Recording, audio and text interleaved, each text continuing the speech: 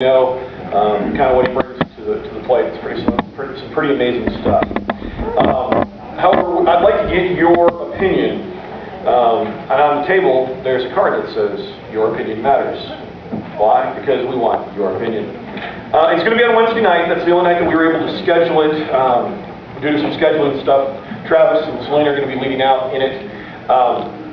Which is also the night that we've been doing growth teams. So the question that kind of I have for you is, do you want to go to Financial Peace University? And kind of put that down. If you want to put your name down, that would be great, just so we can keep in touch with you, let you know what's going on with it. But if you don't want to go, you're like, oh, that's cool, but man, me and finances, we got that done.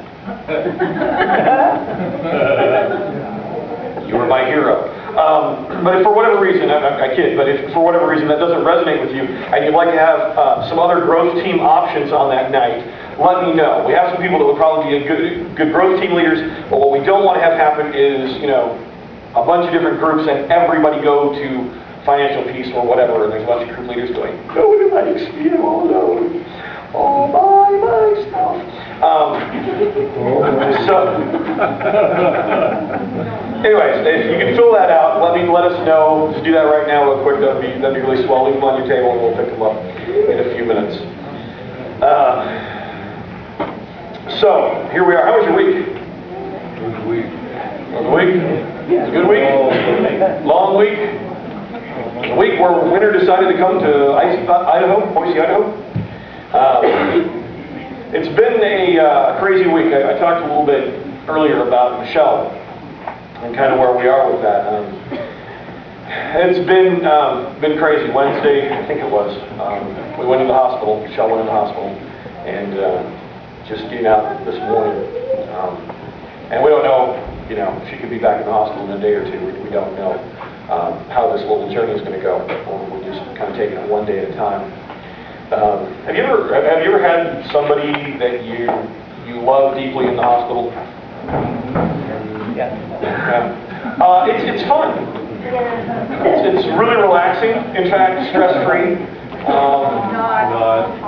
It really kind of, you kick back and just kind of enjoy life a little bit.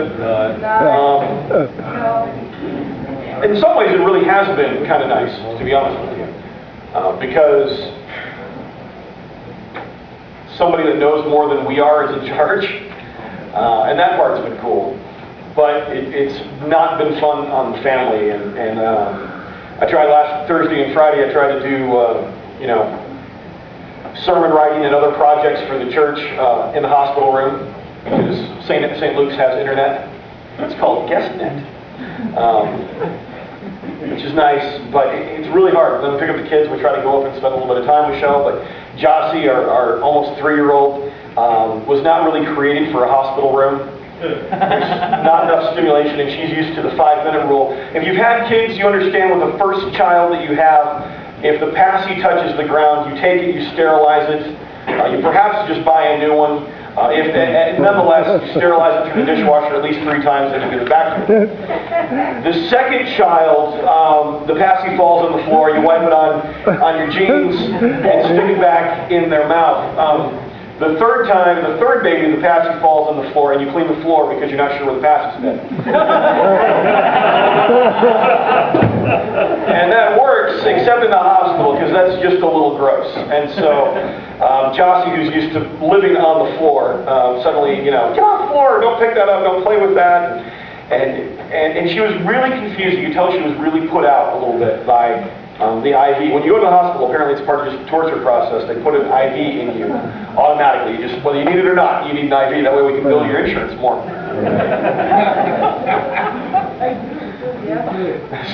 Some nurses are like, shut up. But that really weirded Jocelyn out a little bit. What is that? There's water going into mommy. And why? To help mommy get better. Better? Are you better? No, not yet. Maybe tomorrow. In fact, she wouldn't crawl up and sit with Michelle at all. It weirded her out enough. She wouldn't sit up. Until last night, they took the IV out yesterday. They're like, you don't need an IV. Let's just unhook it. And then it was starting to come out. And they're like, well, just put it in again if you need it. So out it went. IVs are the weirdest thing. And so last night, she wouldn't get up on the bed with Mommy until I told her to do something she didn't want to do, so she was angry with me, so she went to Mommy for comfort.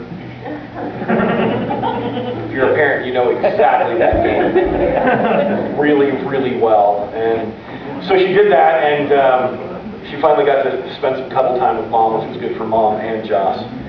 But it's been a really wild week, and it's been hard. It's been hard on the kids, it's been hard on me, and I think it's really been hard on Joss, because out of all of us, she understands it the least.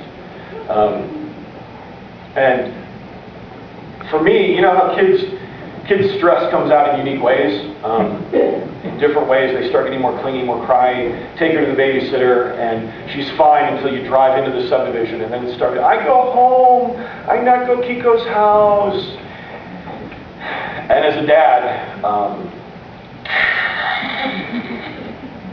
take my heart and rip it up, because she has to go to the babysitter, and she can't stay home. And then Thursday night we went home, and with the stress, bedtime has gotten longer. More calls for, I need my fan on, I need water, I need my socks on, I need this, I need that. And Thursday night was the, I need my mommy call. And there's not much you can do as a dad when that call comes, because you're dad and you're not mom, and mom can't be dad, or dad can't be mom. And so I went and I held her, and I'm like, I got nothing. So I said, you want to sleep in mommy and daddy's room, which we've been trying to, wean her away from, putting her in the pack and play, because that's going to be for the new baby. And I gave up on fighting that battle, and this will make her happy. Put her in the pack and play. So I did. And she spent the night Thursday night with daddy in the same room, and woke up with daddy in the morning, which was kind of a bummer, because daddy wakes up before Johnson usually, and that's how you get a few things done. Spend some time with Jesus without the baby. And because, there's just something that I want to make her know that it's okay, that it's well, that her life is all together, and it's going to be fine, and it's well in her little soul. But it's hard to do that because I'm not mommy, and I can't make that happen. There's that I just want to make it okay for her. And I asked you first for our family, because it's been kind of an adventure. It's not an adventure that other people haven't been on, but it's our adventure. And I solicit your prayers for that, because there's something about mommy that nobody else can replace. And for me, it's been just growing up. Have you noticed that life is a lot different than when you were growing up now? Have you noticed that things are radically different? How you parent is radically different than how your parents parented you. I mean, back when I was growing up, the ground was a lot softer, and so we didn't need knee pads. Only like a sissy would have worn knee pads for anything growing up. And helmets, our heads were harder, the ground was softer, we did not need helmets. Do you remember riding a bike with a helmet? I never rode a bike with a helmet. We were proud of our scabs. The bigger the better. And if you could scab upon a scab, then you were that much more of a man. If you could get the scab on the scab on the scab, then you were a winner. That's the way we went. And things that my parents did, we would never do. I remember when I was a kid, my parents would drop us off in the store and leave us.